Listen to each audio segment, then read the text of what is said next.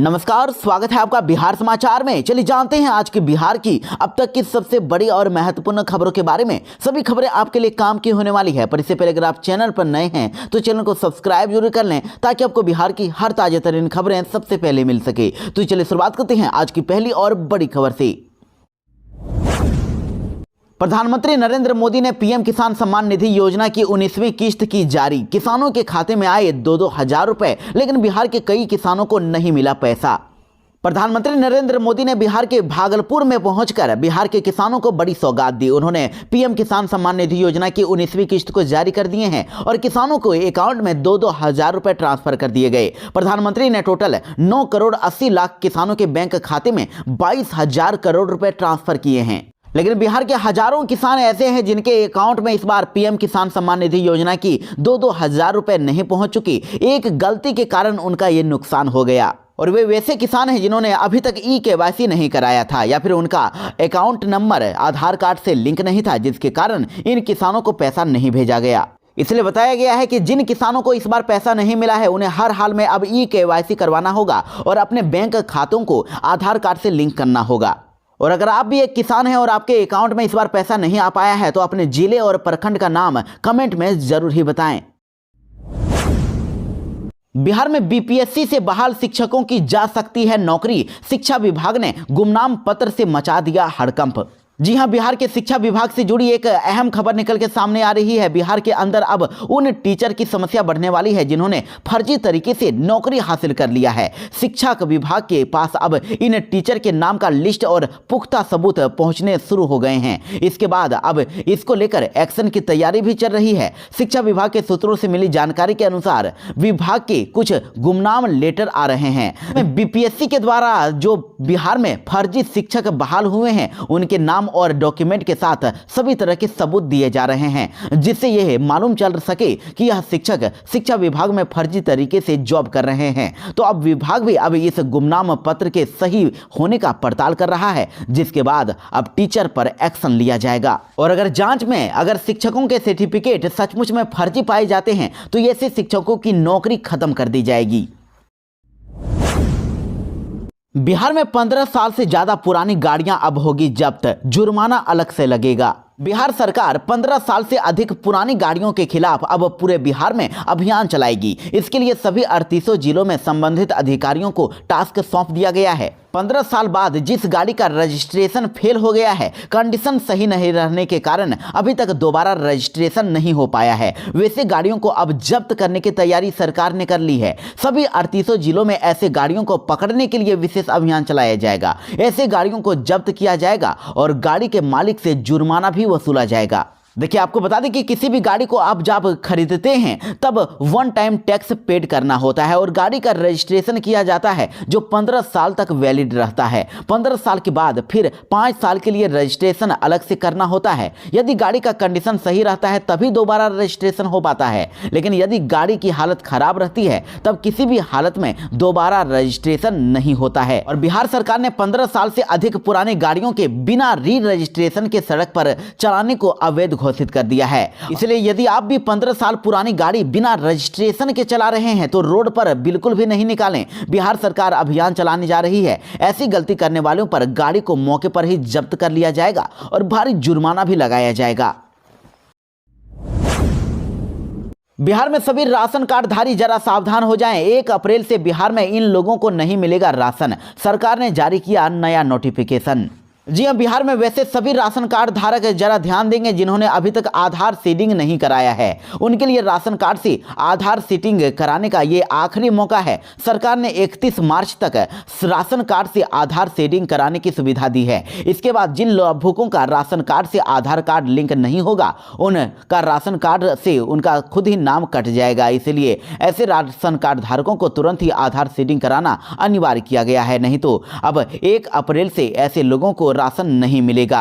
और आधार सीडिंग कराने के लिए बहुत ही आसान सा स्टेप है। देखिए, इसके लिए हर सदस्य को, जो भी जिनका भी राशन कार्ड में नाम है, उनको देश के किसी भी राज्य के लक्षित जन वितरण प्रणाली विक्रेता की दुकान पर, यानी कि जहां से आप राशन लेते हैं, वहां पर जाकर फ्री में आधार सीडिंग करा सकते हैं। इसके लिए बस आपको जाना है और आधार कार्ड लेकर जाना है। उसके बाद आपका फिंगरप्रिंट लेकर मशीन के द्वारा आपका आधार सीडिंग तुरंत हो जाएगा। बिहार में सभी छात्र छात्राओं के लिए बिहार सरकार ने किया बड़ा ऐलान। बिहार में 5 लाख लड़कियों को मिलेंगे 50-50 हजार रुपए। बिहार में इस साल विधानसभा चुनाव होने वाले हैं और इससे पहले मुख्यमंत्री नीतीश कुमार ने बिहार की बेटियों के लिए बड़ा ऐलान कर दिया है। बिहार की करीब 5 लाख लड़कियों को मुख्यमंत्री की ओर से 50-50 हजार रुपए की मदद मिलने वाली है। सीधे उनके बैंक अकाउंट में ये पैसे ट्रांसफर किए जाएंगे। देखिए, दरअसल बिहार की लड़कियों को ये मदद मुख्यमंत्री बालिका स्नातक प्रोत्साहन योजना के तहत मिलने वाला है और जिसमें बिहार में जो भी ग्रेजुएशन करने वाली छात्राएं हैं, उनको 50-50 हजार रुपए ट्रांसफर किए जाएंगे। और इसके लिए शिक्षा विभाग ने तैयारी भी कर ली है। लिस्ट बना ली गई है कि किन किन छात्राओं के अकाउंट में पैसे डाले जाएंगे। साथ ही अगर किसी ने अभी तक इस योजना के लिए आवेदन नहीं किया है और वो ग्रेजुएशन पास हैं या फिर जल्द ही ग्रेजुएशन पास होने वाली है, उनके लिए भी जल्द ही अब पोर्टल खोला जाएगा। इच्छुक छात्राओं के लिए आवेदन करने का एक और मौका दिया जाने वाला है। आवेदन करके अपलोड रिजल्ट के साथ वेरिफिकेशन के बाद उनको भी पैसे देने की मंजूरी दी जाएगी। बिहार में आज कई जिलों में होगी भारी बारिश। वज्रपात को लेकर मौसम विभाग ने जारी किया येलो अलर्ट। बिहार में मौसम का मिजाज लगातार बदलते हुए देखा जा रहा है। देखिए, बिहार में अब कई जिलों में बारिश और वज्रपात की आज चेतावनी जारी की गई है। मौसम विभाग के मुताबिक आज उत्तर पश्चिमी, मध्य उत्तरी और उत्तर पूर्वी बिहार के कुछ जिलों में तेज हवाओं के साथ बारिश और वज्रपात की संभावना है। इन इलाकों में 30 से 40 किलोमीटर प्रति घंटे की रफ्तार से हवाएं चल सकती है। मौसम विभाग का कहना है कि कुछ ही घंटों के अंदर पूर्वानुमान के अनुसार आज सीतामढ़ी, मधुबनी, सुपौल, अररिया, किशनगंज, मधेपुरा, पूर्णिया, कटिहार, भागलपुर, बांका और जमुई में मेघ गर्जन, बारिश और आंधी तूफान को लेकर येलो अलर्ट जारी किया गया है। और साथ ही आपको बता दें कि आज इन जिलों में बारिश होने की संभावना है, लेकिन 2 मार्च के बाद बारिश की संभावना नहीं है और पूरे बिहार में मौसम शुष्क बना रहेगा। बिहार में पटना वासियों को अगस्त में मिलेगी एक और बड़ी खुशखबरी। स्वास्थ्य विभाग ने दिया नया अपडेट। जी हां, पटना के LNJP अस्पताल में 400 बेड वाला नया अस्पताल अगस्त तक बनकर तैयार होने वाला है और इस अत्याधुनिक अस्पताल में हड्डी रोग के मरीजों को एक ही छत के नीचे कई सुविधाएं मिलेगी, जैसे कि ultrasound, CT scan, MRI, digital x ray और modular OT, sports injury centre आदि। इस राज्य का यह पहला और देश का दूसरा सबसे बड़ा हड्डी और स्पाइन का अस्पताल होगा। बिहार में शिक्षा विभाग ने जारी किया नया आदेश। अब टीचर के साथ हेडमास्टर होंगे सीधे सस्पेंड। जी हां, बिहार के शिक्षा विभाग के अपर मुख्य सचिव डॉक्टर S सिद्धार्थ बिहार के सरकारी स्कूलों की स्थिति सुधारने के लिए अब नए तकनीक का सहारा ले रहे हैं। स्कूलों में शिक्षकों की उपस्थिति हो या फिर पठन पाठन की स्थिति या फिर मिड डे मील का विवरण, S सिद्धार्थ ने तमाम व्यवस्था की निगरानी के लिए अब मोबाइल, कंप्यूटर से लेकर इंटरनेट का सिस्टम तैयार किया है, लेकिन उनके सिस्टम में सेंध लग गई है। देखिए, ऐसे में अब शिक्षा विभाग ने कड़ी कार्रवाई की चेतावनी दे दी है। दरअसल शिक्षा विभाग ने सरकारी स्कूलों में शिक्षकों की अटेंडेंस सुनिश्चित करने के लिए नई व्यवस्था लागू की है और इसके तहत शिक्षकों को समय से स्कूल पहुंचकर ई शिक्षा कोष पोर्टल पर अपनी तस्वीर के साथ हाजिरी बनानी होती है। इसके साथ ही स्कूल की छुट्टी के बाद वापस जाते समय भी स्कूलों के पोर्टल पर अपना अटेंडेंस बनाना होता है, लेकिन इसमें बड़ी गड़बड़ी हो रही है। लेकिन इसके बावजूद भी कई शिक्षक समय पर स्कूल नहीं पहुंच रहे हैं और जैसे ही 1 बजते हैं उसके बाद शिक्षक घर चले जाते हैं। तो शिक्षा विभाग ने पाया है कि हजारों शिक्षक ऐसे हैं जो स्कूल से जाते समय ई शिक्षा कोष पोर्टल पर अपनी हाजिरी नहीं बना रहे हैं। इसलिए अब शिक्षा विभाग ने अब इन सभी शिक्षकों पर एक्शन लेने की तैयारी कर ली है। अगर कोई भी शिक्षक हाजिरी बनाने में अगर हेराफेरी कर रहा है या फिर समय से स्कूल अगर नहीं जा रहा है या फिर पहले स्कूल से चला जा रहा है, तो हेडमास्टर का ये काम है कि उनकी सूचना तुरंत ही उच्च अधिकारियों को दें। यानी कि इन शिक्षकों पर तो एक्शन लिया ही जाएगा, साथ ही विभाग के निर्देश के आलोक में इस तरह के स्कूलों के हेडमास्टर को भी चिन्हित करके उनके विरुद्ध निलंबन की कार्रवाई शुरू की जाएगी। बिहार में विधानसभा चुनाव से पहले सरकार ने किया बड़ा ऐलान। अब इन शिक्षकों को मिलेगा सरकारी दर्जा। बिहार सरकार में शिक्षक की नौकरी कर रहे लोगों के लिए काफी अहम खबर सामने आई है। अब बिहार सरकार ने शिक्षकों को लेकर बड़ा फैसला किया है। इससे अब इस वर्ग के लोगों को काफी फायदा मिलने वाला है। देखिए, आपको बता दें कि सरकार ने बिहार के 3000 से अधिक नियोजित शारीरिक शिक्षकों को अब सरकारी शिक्षक का दर्जा देने का ऐलान कर दिया है। विशिष्ट शिक्षक के रूप में योगदान देने पर लगी रोक को शिक्षा विभाग ने अब हटा दिया है और इस तरह अब जल्द ही उन्हें विशिष्ट शिक्षक के रूप में औपबंधित नियुक्ति पत्र मिलेगा। ये सभी प्रारंभिक स्कूलों में पढ़ा रहे हैं और अब जल्द ही ये भी सरकारी टीचर कहे जाएंगे। देखिए, जानकारी के अनुसार शिक्षा विभाग ने इसको लेकर जिलों को पत्र भेजा है और इसमें साफ तौर पर कहा गया है कि नियोजित शारीरिक शिक्षकों को लेकर जो रोक लगाई गई थी उसे हटा लिया गया है। इसलिए अब इन शिक्षकों को काफी फायदा मिलेगा। इन्हें अब राजकर्मी का दर्जा दिया जाएगा। प्रधानमंत्री नरेंद्र मोदी ने बिहार में एनडीए सरकार की तारीफ और लालू यादव पर बोला बड़ा हमला। जी हां, पीएम मोदी ने कहा कि यदि देश में एनडीए की सरकार आज नहीं होती तो किसानों को खाद के लिए लाठियां खानी पड़ती, बरौनी खाद कारखाना बंद पड़ा होता और प्रधानमंत्री कृषि सम्मान निधि योजना के अंतर्गत आने वाला पैसा भी नहीं मिलता। पीएम मोदी ने कहा कि एनडीए की सरकार नहीं होती तो किसान लाठी खाते। पहले यूरिया की कालाबाजारी होती थी, यूरिया के लिए किसान लाठी खाते थे, लेकिन आज देखिए किसानों को पर्याप्त खाद मिलती है। सरकार किसानों को खाद की कमी किल्लत नहीं होने देगी। और वहीं देखिए, आरजेडी सुप्रीमो लालू प्रसाद यादव पर भी हमला बोलते हुए पीएम मोदी ने कहा कि जो लोग पशुओं का चारा खा सकते हैं वह स्थितियों को कभी भी नहीं बदल सकते। जब ये कांग्रेस वाले जंगल राज वाले सरकार में थे, इन लोगों ने खेती का कुल बजट जितना रखा उससे ज्यादा तो हम किसानों के खाते में सीधे भेज चुके हैं। अगर बिहार में एनडीए की सरकार नहीं होती तो क्या होता, ये कल्पना की जा सकती है। लालू प्रसाद यादव ने पीएम मोदी को बताया झूठा, महज 57 सेकेंड में ही खोल दी सारी पोल।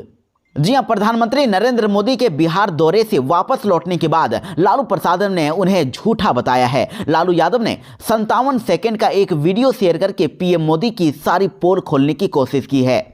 लालू यादव ने 57 सेकेंड के वीडियो शेयर करके लिखा है कि पीएम के झूठ मापने का कोई पैमाना होता तो वह टूट टूट कर चूर हो जाता। लालू यादव ने इस वीडियो के जरिए पीएम मोदी को उनके पुराने वादों की याद दिलाई है जो पूरी नहीं हो सकी।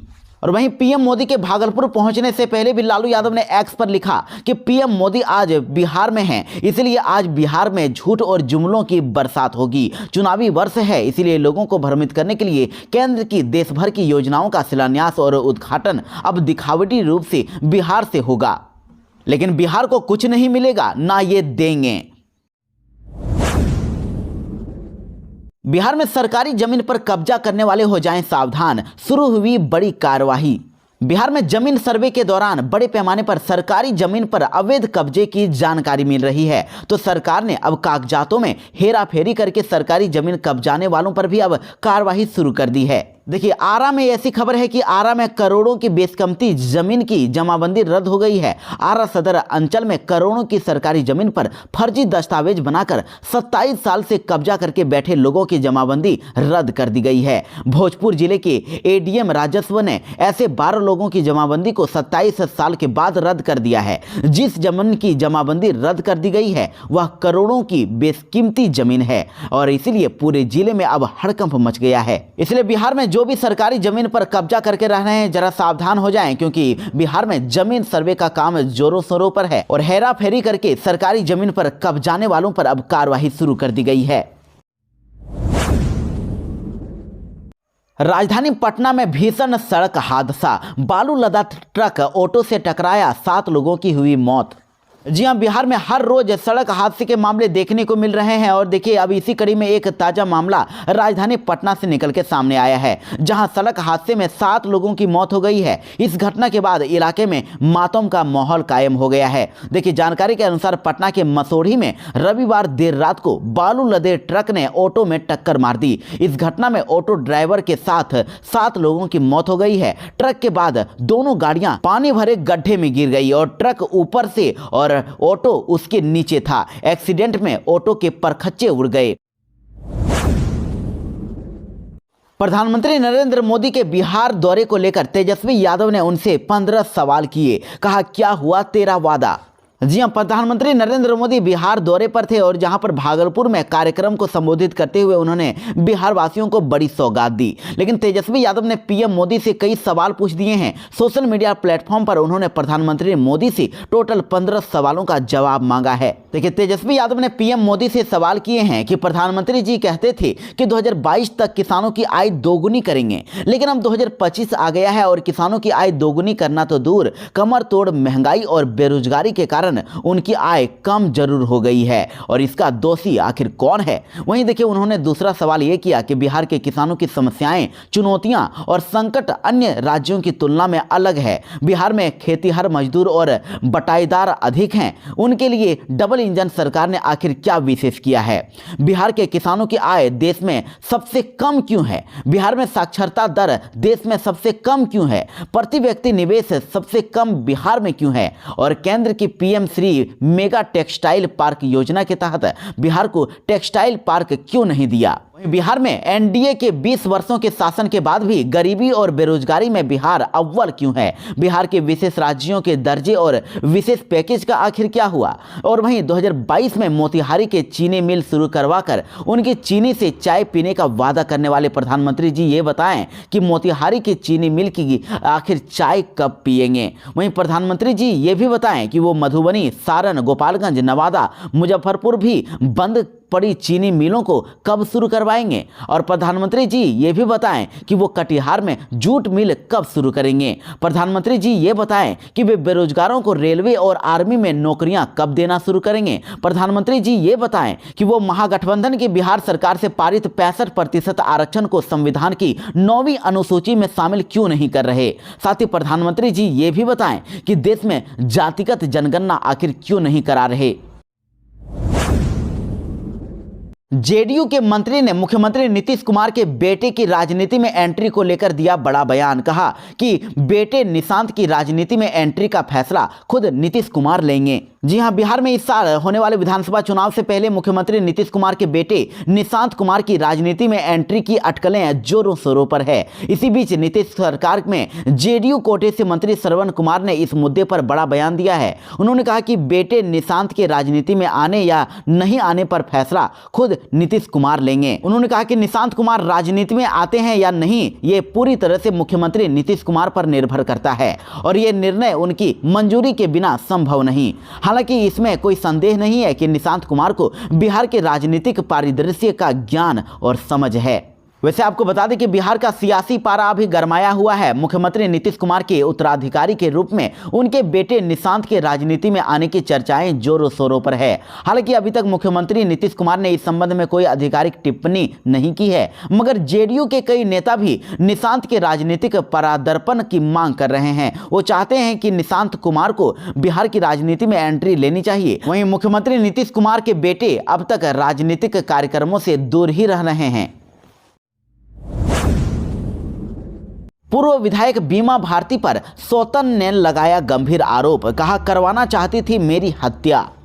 जी हां, बिहार की राजनीति के गलियारे से जुड़ी एक बड़ी खबर निकल के सामने आ रही है, जहां रुपोली की पूर्व विधायक बीमा भारती के द्वारा भवानीपुर पुलिस में चोरी की शिकायत दर्ज करने का मामला अब नया मोड़ ले चुका है। अब बीमा भारती की सौतन और अवधेश मंडल की दूसरी पत्नी गुड़िया मंडल ने बीमा भारती और उनके भाई अशोक मंडल पर ही चोरी कराने और उनकी हत्या की साजिश रचने का गंभीर आरोप लगा दिया है।